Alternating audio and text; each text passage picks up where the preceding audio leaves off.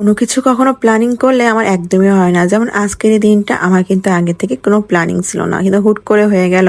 আসসালামু আলাইকুম, কেমন আছেন সবাই? আশা করি সবাই খুব ভালো আছেন।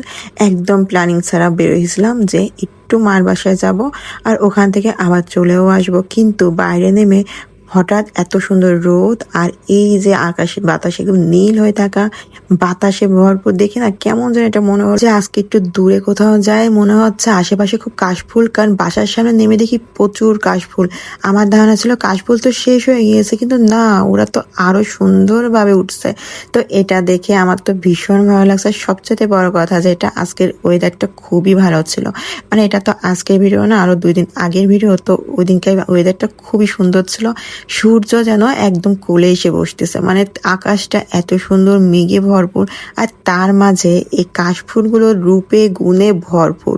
মানে বলতে গেলে মানে ওকে দেখে মনে হচ্ছে সব কাশফুলগুলো একদম নিজের ভিতর নিয়ে ব্যাস একটা অন্যরকম একটা অনুভূতি করি। তো যাই হোক, এদিকে আসতে আসতে মনে হচ্ছে আমি তো এইসব জায়গায় আগে কখনো আসিনি। মানে এলাকায় থাকি, এদিকে ঘুরছে। আগেও আমি কাশফুলের ভিডিও কিন্তু আপনাদের সাথে শেয়ার করেছিলাম, কিন্তু এই সাইডে এত সুন্দর কাশফুল হয়। মানে এইদিকে আসল কাশফুলের বাসিন্দা, এটা তো আমি জানতাম না। তো আমি তো দেখে একদম ফিদা হয়ে গেছে। তার সাথে সাথে আমার ছেলে তো একদম বোকাই হয়ে গেছে। মানে ও কথাই বলতেছিল না, জোর করে একটু কোলে নিলাম যে আব্বু দেখো না কেমন সুন্দর জায়গায় আমরা চলে আসছি, তাও আবার ঘুরতে ঘুরতে ভাবা যায়। মানে সবাই এদিকেই ঘুরতে আসে, আমরা তো জানি না। আর আমার ভাই মেয়েটা তো আমাকে পেয়ে একদম মহা খুশি। মানে ও ছুটে নিয়ে যাচ্ছে আমাকে, আম্মা চলো চলো চলো, সব শেষ হয়ে গেল। বোঝা যায় যে ওই ছোটবেলার একটা অনুভূতি, যে কনসার্ট হচ্ছে বা মেলা হচ্ছে, সব শেষ হয়ে যাওয়ার আগে আমরা দৌড়তাম না, অমন একটা ফিল হচ্ছিল যে এই বুঝে সব শেষ হয়ে গেল, রোদ চলে গেল, কাশফুল উড়ে গেল। মানে অন্যরকম একটা আনন্দ, তো বলার বাইরে। তো যাই হোক, দেখেন এই জায়গাটা এতটাই সুন্দর, মানে এই জায়গাটুকু এতটাই সুন্দর, রোদ আর বাতাস তার সাথে সাথে মেঘের মেলামেলি। মানে বলতে গেলে একটা অন্যরকম বিকেল ছিল।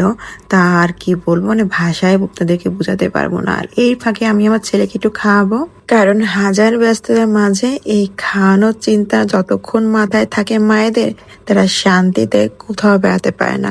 মানে প্রত্যেকটা ঘন্টায় এই বাবাকে একটু না একটু কিছু খাওয়ানো, এই চিন্তা যেন মায়েরা অস্থির হয়ে যায়। যেমন আমার সামনে এহিদে একটা মা, সেও কিন্তু তার বাচ্চাকে খাওয়ানো নিয়ে ব্যস্ত। মানে ঘুরতে এসে সেও খাওয়াচ্ছে, ফাঁকে আমাদের কথাও হয়ে গেল। আর এই জায়গাটা এত সুন্দর, যেমনটা আমি মনে মনে ভাবতেছিলাম। কারণ দূরের থেকে নদী দেখা যেত, কিন্তু কোথায় সে নদী খুঁজতে খুঁজতে চলেই আসলাম।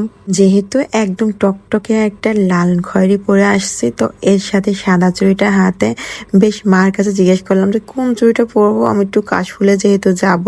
তো মা বলল এই তো এটা পরে নাও, এটা ভালো লাগবে। তো সত্যি খুব সুন্দর লাগতেছিল। আর মাথার উপর থেকে উড়ে গেল একটা প্লেন।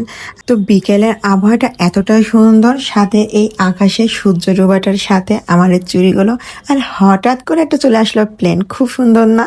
তো ছেলেটাকে নিয়ে একটু নামবো, যে তার কোনো উপায় নেই, কারণ নিচে বালুগুলো এতটাই ভিজা ভিজা, আমার পা দিলে গেতে যাচ্ছে।